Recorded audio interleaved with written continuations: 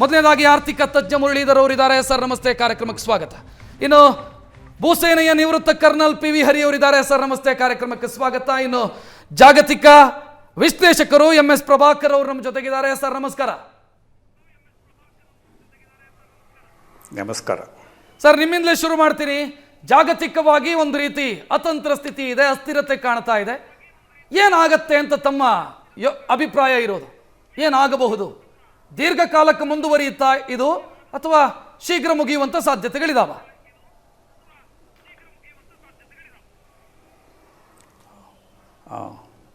Thank you. ನನ್ನ ಹೆಸರು HS Prabhakar, MS Prabhakar ಅಲ್ಲ. ಒಂದು ಎಸ್ ಸರ್. Thank you.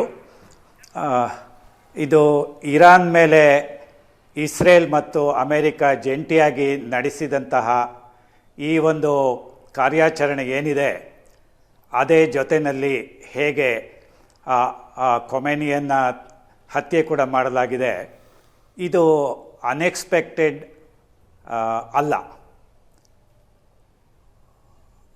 ಹಾಗಾಗಿ ಕೆಲವು ತಿಂಗಳು ಮುಂಚೆಯಿಂದನೇ ಅಮೆರಿಕಾದಿಂದ ಬರ್ತಿದ್ದಂತಹ ಹೇಳಿಕೆಗಳನ್ನು ನೋಡಿದ್ರೆ ಇಂದಲ್ಲ ನಾಳೆ, ಈ ತಿಂಗಳಲ್ಲ ಮುಂದಿನ ತಿಂಗಳು, ಸ್ವಲ್ಪ ಸಮಸ್ಯೆ ಯಾವಾಗ ಕ್ಲಿಷ್ಟವಾಗಿ ಹೋಗುತ್ತೋ ಆ ಸಮಯಕ್ಕೆ ಅಟ್ಯಾಕ್ ಗ್ಯಾರಂಟಿ ಅಂತ ಅಮೆರಿಕ ಹೇಳಿಕೆಗಳು ಗೊತ್ತಾಗಿದೆ, ಮತ್ತು ಇಸ್ರೇಲ್ನ ನಡೆಯಿಂದ ಕೂಡ ಗೊತ್ತಾಗಿದೆ. ಹಾಗಾಗಿ ಈಗ ಆಗಿರೋದು ಹೌದು.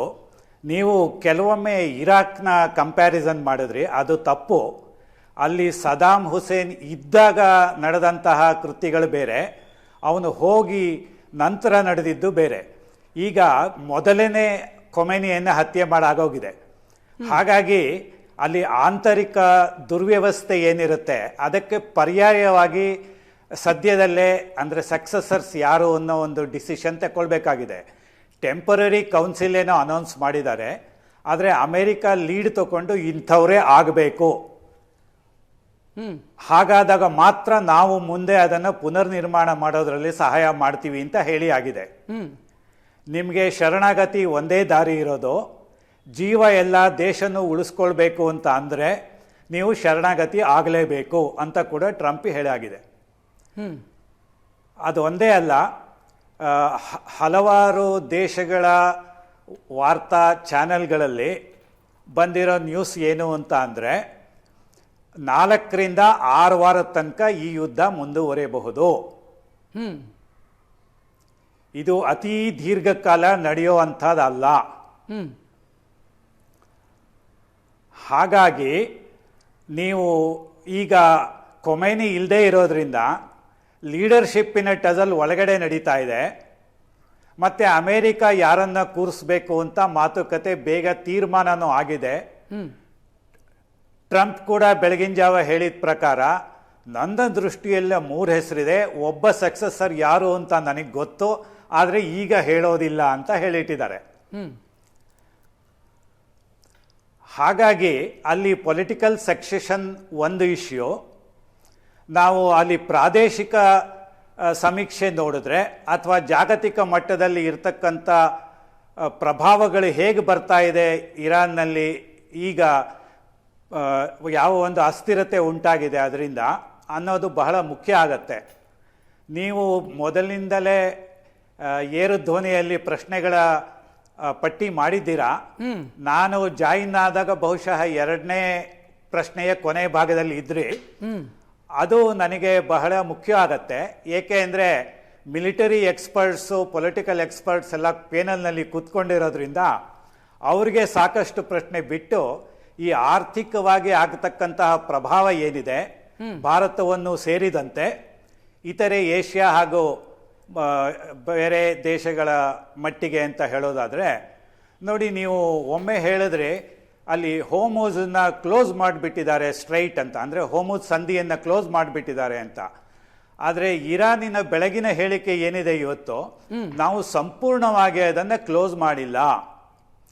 ಪರ್ಯಾಯವಾಗಿ ಅವ್ರು ಏನು ಮಾಡ್ತಾರೆ, ಸದರನ್ ಇರಾಕ್ ಕಡೆಯಿಂದ ಕಳಿಸೋದಕ್ಕೆ ಪ್ರಯತ್ನ ಮಾಡ್ತಾರೆ. ಈಗ ಆಗಲೇ ಸದರನ್ ಇರಾಕ್ ಕಡೆಯಿಂದ ಹೋಗ್ತಾ ಇರೋದು ಆರಂಭ ಆಗಿದೆ. ಸುಮಾರು 20-23% ಸಪ್ಲೈ ಆ ಮೂಲಕವೇ ಹೋಗೋದು. ಹೌದು. ಹಾಗಾಗಿ ಸಾಕಷ್ಟು ಸಣ್ಣ ರಾಷ್ಟ್ರಗಳು, ಆರ್ಥಿಕವಾಗಿ ಮುಂದುವರೆದಂಥ ರಾಷ್ಟ್ರಗಳು ಈ ಸ್ವಯಂ ಏನು ಹೇಳ್ತೀವಿ ಸೆಲ್ಫ್ ಡಿಪೆಂಡೆನ್ಸಿ ಬಗ್ಗೆ ಸಾಕಷ್ಟು ಕೆಲಸ ಮಾಡ್ಕೊಂಡಿದ್ದಾರೆ.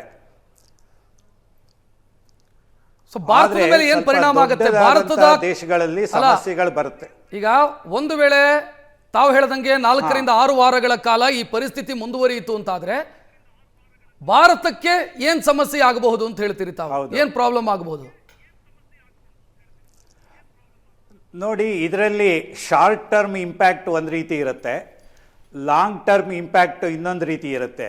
ಇವೆರಡರ ಮಧ್ಯೆ ಮೀಡಿಯಂ ಟರ್ಮ್ ಇಂಪ್ಯಾಕ್ಟ್ ಕೂಡ ಇರುತ್ತೆ. ಲಾಂಗ್ ಟರ್ಮು ಇದು ಹೋಗೋದಿಲ್ಲ. ಮೀಡಿಯಂ ಇದರಲ್ಲಿ ಹೋದಾಗ ತಾಂತ್ರಿಕವಾಗಿ ಯಾವ ದೇಶಗಳು ಅತಿಯಾಗಿ ಮುಂದುವರಿದಿದೆಯೋ ಅಲ್ಲೆಲ್ಲ ಈಗ ಇಂಡಸ್ಟ್ರಿಯಲ್ ರೀಸ್ಟ್ರಕ್ಚರಿಂಗು ಜಾಸ್ತಿ ಆಗ್ತಾ ಇದೆ. ಮತ್ತು ಎನರ್ಜಿ ಸೋರ್ಸು ಆಯಿಲ್ ಮೇಲಿರೋ ಡಿಪೆಂಡೆನ್ಸಿನ ಕಡಿಮೆ ಮಾಡ್ಕೊಂಡಿದ್ದಾರೆ. ಕೆಲವರು ನ್ಯೂಕ್ಲಿಯರ್ ಪವರನ್ನು ಕೂಡ ಸಿವಿಲಿಯನ್ ಯೂಸ್ಗೆ ಮಾಡ್ಕೊಳ್ತಾ ಇದ್ದಾರೆ. Hydro electric power, wind power ಎಲ್ಲ ಯೂಸ್ ಮಾಡ್ತಾ ಇದ್ದಾರೆ. ಹಾಗಾಗಿ ಈ ಶಾರ್ಟ್ ಟರ್ಮ್ನಲ್ಲಿ ಏನಾಗುತ್ತೆ ಅಂದರೆ ಬೇಗ ಇಂಡಸ್ಟ್ರಿಯಲ್ ರೀಸ್ಟ್ರಕ್ಚರಿಂಗ್ ಅಡ್ಜಸ್ಟ್ಮೆಂಟ್ ಆಗೋದಿಲ್ಲ. ಹಾಗಾಗಿ ಈಗ ಏನು ಮಾಡ್ತಾರೆ ಅಂದರೆ ಮೊದಲು ಯಾವುದೇ ಒಂದು ಪ್ರದೇಶದಲ್ಲಿ ಎನರ್ಜಿ ಹೆವಿ ಸಪ್ಲೈ ಆಗ್ತಾ ಇರುತ್ತೋ ಅಲ್ಲಿ ಸಮಸ್ಯೆಗಳು ಬಂದಾಗ ಪ್ರಭಾವ ಸಾಮಾನ್ಯ. ಹಾಗಾಗಿ ಮೊದಲ ಹಂತದಲ್ಲಿ ಆಗ್ತಕ್ಕಂತಹದ್ದು ತೈಲ ಬೆಲೆ ಏರಿಕೆ. ಅದರಲ್ಲಿ ಎಷ್ಟು ಆಗಬಹುದು ಅನ್ನೋದು ಬಹಳ ಮುಖ್ಯ. ಮಾತನಾಡೋಣ ಸರ್, ನಿಮ್ಮ ಮಾತನಾಡಿಸ್ತೀನಿ. ಜೊತೆಗೆ ಆರ್ಥಿಕ ತಜ್ಞರು ಕೂಡ ಇದ್ದಾರೆ. ಸರ್, ಜಾಗತಿಕವಾಗಿ ಮಧ್ಯಪ್ರಾಚ್ಯದಲ್ಲಿ ಉಂಟಾಗಿರುವಂಥ ಈ ಸಮಸ್ಯೆ ಯಾವ ಮಟ್ಟಕ್ಕೆ ಪರಿಣಾಮ ಬೀರುತ್ತೆ ಅಂತ ಭಾವಿಸ್ತೀರಿ ತಾವು? ಪ್ರಭಾವ ಅನ್ನೋದು ಎರಡು ರೀತಿಯಲ್ಲಿ ಬೀರುತ್ತೆ. ಹೌದು.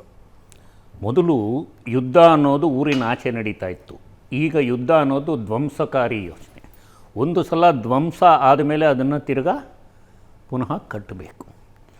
ಈಗ ನಾವು ಮಾತಾಡ್ತಾ ಇದ್ದಿದ್ದು, ನೀವು ಹೇಳಿರೋ 5 ನಿರೂಪಣೆಗಳು ಬಹಳ ಮುಖ್ಯವಾಗಿತ್ತು, ಜನರ ಮನೆಗೆ ತಟ್ಟೋ ಥರ ಇದೆ. ಅಲ್ಲಿ ಉಳಿದಿರುವ ಲಕ್ಷಾಂತರ ಜನಗಳು, ಸೆಟ್ಲಾಗಿರೋರು ಇಲ್ಲಿ ಬರೋ ಯೋಚನೆ ಮಾಡಿದ್ರೆ ಸರ್ಕಾರ ಸಹಾಯ ಮಾಡುತ್ತೆ. ಹೌದು. ಈಗ ಟ್ರಾವೆಲಿಂಗಲ್ಲಿ ಹೋಗಿದಾರಲ್ಲ, ಅಲ್ಲಿ ಸಿಕ್ಕಾಕ್ಕೊಂಡಿರೋರು ನಾವು 2 ದಿನದಿಂದ ನೋಡ್ತಾ ಇದ್ದೀವಿ. ಅವ್ರನ್ನ ಇವತ್ತು ಸಂಜೆ ನಾಳೆ ಅಷ್ಟೊತ್ತಿಗೆ ಎಕ್ಸ್ಟರ್ನಲ್ ಅಫೇರ್ಸ್ ಮಿನಿಸ್ಟ್ರಿ, ಏರ್ಫೋರ್ಸ್ ಅವರೆಲ್ಲ ಏನಾದರೂ ವ್ಯವಸ್ಥೆ ಮಾಡಿ ಇರಾನ್ಗೂ ತಿಳಿಸಿ, ಸಂಬಂಧಪಟ್ಟ ರಾಷ್ಟ್ರಗಳಿಗೂ ತಿಳಿಸಿ ಕರ್ಕೊಂಬರೋ ವ್ಯವಸ್ಥೆ ಮಾಡ್ತಾರೆ. ಭಾಳ ವಿಜೃಂಭಣೆಯಿಂದ ನಡೆಯುತ್ತೆ, ನಮಗೂ ಗೊತ್ತಾಗುತ್ತೆ, ಅದ್ರ ಬಗ್ಗೆ ತೊಂದರೆ ಇಲ್ಲ. ಬಟ್ ಇಂಪ್ಯಾಕ್ಟ್ ಅನ್ನೋದು ಇದೇ ವೇದಿಕೆಯಲ್ಲಿ ಕೂತ್ಕೊಂಡು ರಷ್ಯಾ ಯುಕ್ರೇನ್ ವಾರ್ ಆಗಿದ್ದ ದಿವಸ ನಮ್ಮದು ಎಲ್ಲ ಒಪಿನಿಯನ್ ಏನಿತ್ತು, 4 ದಿನ ಈ ಕಡೆ ಹೋಗಿ ಆ ಕಡೆ ಬಂದ್ಬಿಡ್ತಾರೆ ಅಂತ.